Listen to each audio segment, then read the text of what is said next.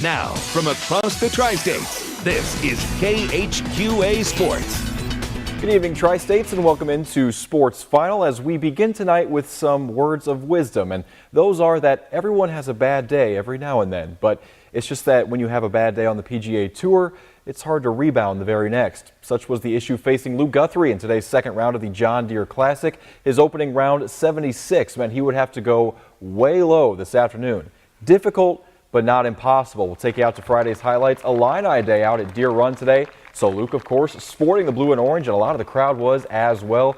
We're going to see him here on number 18. His approach shot's going to be pretty darn good. Puts it right in the middle of the green, avoids the water and the sand there, so splits the difference on the two. Would leave himself a makeable putt on this number 18, but the putt you'll see right here comes up just a bit short. Luke would finish off a two-putt coming up right here to finish off his day, and unfortunately his tournament as well. A little bit better today. He had 5 birdies, 1 bogey on the day. He was 4 under to finish at +1 for the tournament, but he does miss the cut. It was 4 under. The cut line was this particular tournament, so Luke will go home before the weekend gets started. But I tell you what, this is probably my favorite highlight of his entire tournament. Despite not making the cut, he's still out there signing autographs for the fans, sticking around when he probably didn't have to. So a lot of athletes I know could take some notes from Luke. Very good sportsmanship from him, and he's trying to stay positive after this round. Disappointed yet again, but he did say after his round he's got some momentum heading into next week's British Open. Yeah, I just got off to such a bad start yesterday. It's the scoring that you have to do around here. It's hard to recover from 5 over through 4, but yeah, I mean, it's pretty disappointing. I feel like I'm playing good, and it's just not quite happening still.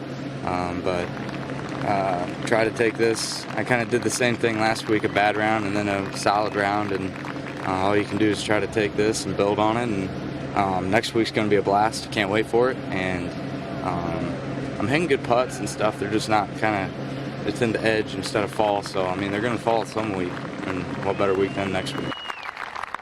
That's kind of what's disappointing about this week, because I've had a positive round on Friday at the Greenbrier on this cut, and come out and lay an egg early. I don't really know. I'm going to have to address that issue, why I'm doing that. But like I said, I'm hitting strong shots, hitting pretty good putts. I shot 4 under today, and I felt about as high as I could have shot. So,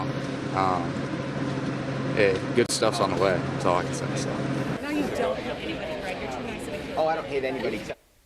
And we sure do hope good stuff is on the way, especially considering next week is the British Open. We'll keep you updated on that, of course. And one golf note to pass along. If you were curious, the Champions Tour U.S. Senior Open, Quincy and D.A. Weibring misses the cut, and Trevor Dodds, the golfer who qualified out of Quincy Country Club not too long ago, he misses the cut as well in Omaha. One softball note to pass along. Unfortunately, it's bad news. Central Lee does end their season tonight with a 7-0 loss to West Burlington Notre Dame. Also had the Gems in action tonight. Exhibition game against the Military All-Stars, a baseball team composed entirely of veterans, and they're all very good at baseball. And this one was a pitching and defense duel early on. You see Eric Panic there. One of the Gems coaches actually got that double play, and then the strikeout to end the second. But the All-Stars, I tell you what, they were no slouch either. Beautiful strikeout right there to keep this game scoreless through 2. But Panic, another called strikeout. You talk about tying up a hitter right there. Ends the 3rd inning, and then the Gems would finally strike in the bottom of the 4th. It starts with John Woods, Matt Merrick drawing the 1-out walk, and he would come around a couple batters later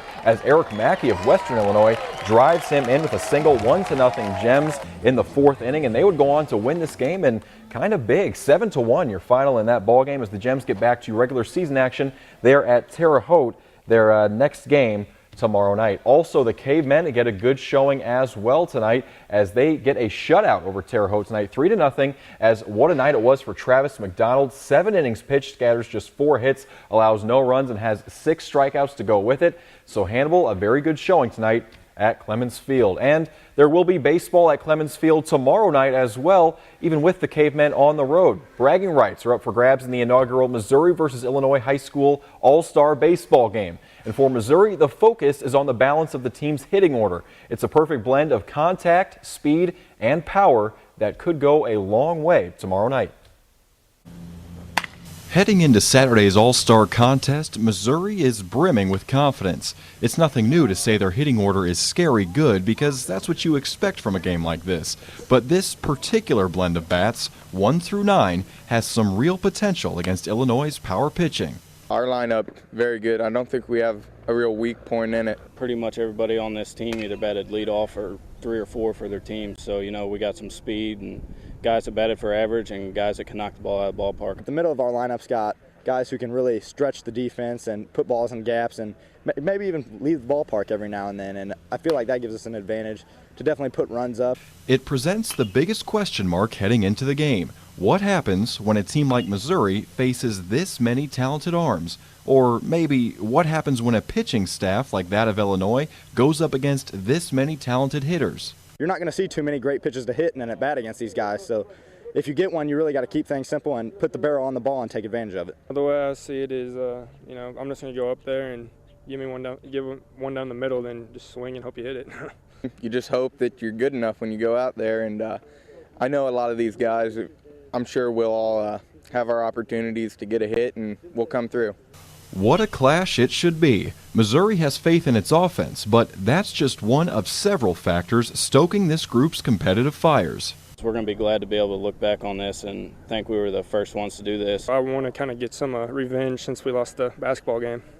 I think the big thing for all of us is none of us won the state championship for our team. So this is an opportunity to get one last win in a baseball uniform. We're going to college and some of us are playing sports, some of us are just taking classes, but this is an opportunity to go out with a win and go out on top, and that's really important to all of us, so we're going to play to win. And we are less than 24 hours away from this one. Again, here's the details. It's tomorrow night, 7 p.m. at Clemens Field. The gates do open at 6 p.m., so get there early, get yourself a good seat. Missouri and Illinois for a lot of bragging rights in this one. And the tickets, $6.50 for adults, and for kids 3 through 12, it is $5.50. So a heck of a deal to see the first baseball all-star game in a long time, or maybe ever, this area has ever seen. So 7 p.m. at Clemens, we will hope to see everybody there. And of course, plenty of highlights from this one tomorrow night.